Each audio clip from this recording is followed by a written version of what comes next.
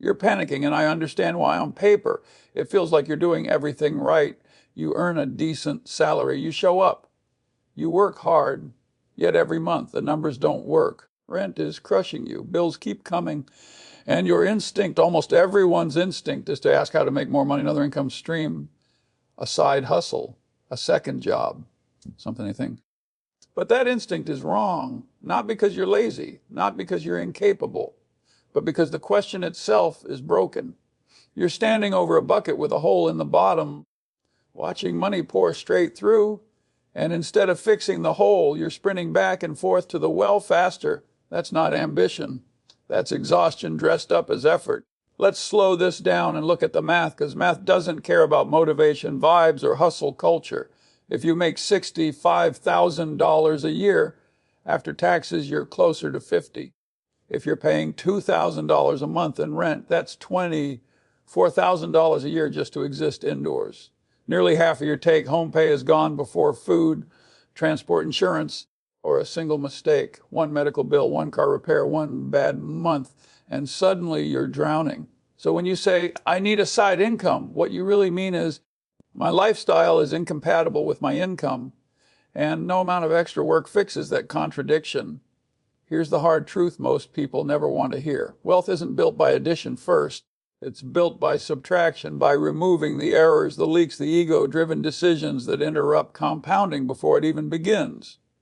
Right now, your life is too expensive for your margin of error. And when your margin of error goes to zero, fear takes over. Fear makes you rush. Fear makes you grab at bad opportunities. Fear makes you swing at every pitch in the dirt. Ask yourself this honestly. Are you calm about money, or are you tense all the time? Because if you're tense, you're not thinking clearly. And people who don't think clearly make financial decisions that look busy but go nowhere. This obsession with side hustles is a modern sickness. Everyone is told that the answer to financial stress is more activity. Drive here. Deliver this. Flip that. Trade something you don't understand. But activity is not progress. Often it's just motion. And motion without direction is how people dig themselves deeper holes. The great builders of wealth didn't win by juggling 5 mediocre income streams. They won by avoiding stupidity long enough for compounding to do its work. They protected the downside first. Survival came before ambition. That's the part no one wants to hear. You don't need brilliance to win. You need discipline. You need restraint. You need to stop sabotaging yourself with decisions that feel good now and ruin you later. This is where inversion comes in. Instead of asking how to make more money, ask a different question. Ask, what am I doing right now that guarantees I stay broke? The answers usually show up immediately, and they're uncomfortable. High interest debt, lifestyle inflation, rent that exists to impress strangers, a car payment that eats future opportunity, spending to feel successful instead of becoming stable. None of that requires low income. Plenty of high earners destroy themselves the same way. Income doesn't save people. Structure does. If you want to know why most people never escape financial stress, it's not because they don't work hard. It's because they refuse to change the decisions that created the stress in the first place. They try to out-earn the problem instead of removing it. And here's the brutal part. You cannot out-earn bad structure. Bad structure compounds faster than income. Every dollar of debt is a future choice you no longer get to make. Every fixed expense is a chain around your time. When your life is rigid, you can't wait for opportunity. You can't be patient. You can't say no. You take whatever comes, even if it's bad, because you have no breathing room.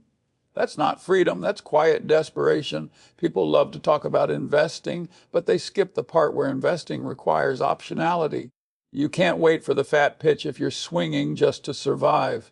You can't seize opportunity if you're exhausted, over-leveraged, and scared of missing rent. Patience looks lazy to people who are panicking, but patience is only possible when your life is cheap enough to support it. This is why cutting expenses matters more than side income early on. Not because saving is noble, but because it buys you time, and time is the only asset that compounds into everything else.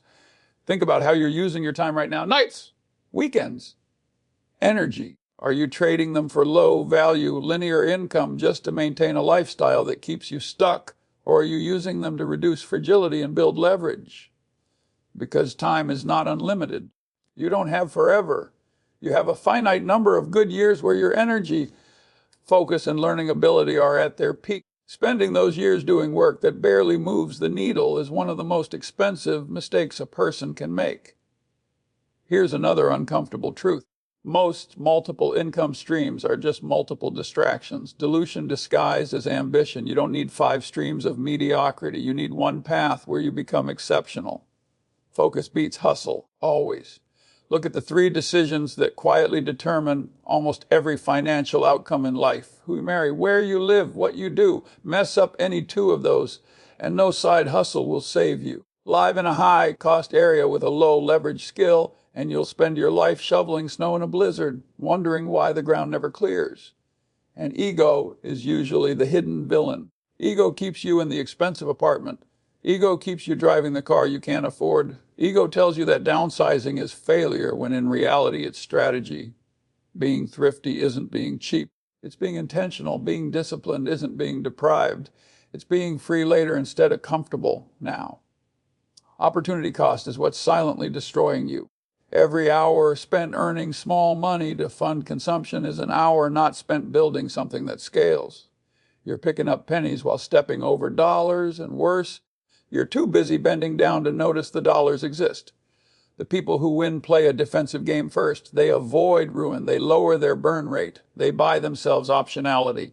And then, when opportunity finally appears, they act decisively. But you can't act decisively if you're tired. You can't think clearly if you're afraid. You can't wait if you're bleeding cash. So here's the inversion again. If your rent disappeared tomorrow, how would your life change? How much pressure would lift instantly? How many bad decisions would you stop making? That's the power of subtraction. Most people want the reward without the restraint. They want freedom without discipline. They want to look successful before they are stable. And that's why they stay trapped. The system feeds on this. The credit card companies, the rental market, the entire consumer economy is built to extract money from people who can't say no. When you hustle just to spend more, you're not escaping the system. You're powering it. Stepping off the wheel is the real rebellion.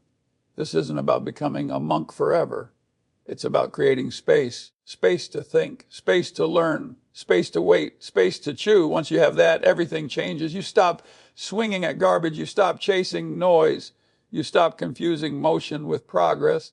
And when the rare opportunity finally comes, the career jump, the mispriced asset, the moment where odds are clearly in your favor, you're ready, you're rested, you're liquid, you're focused.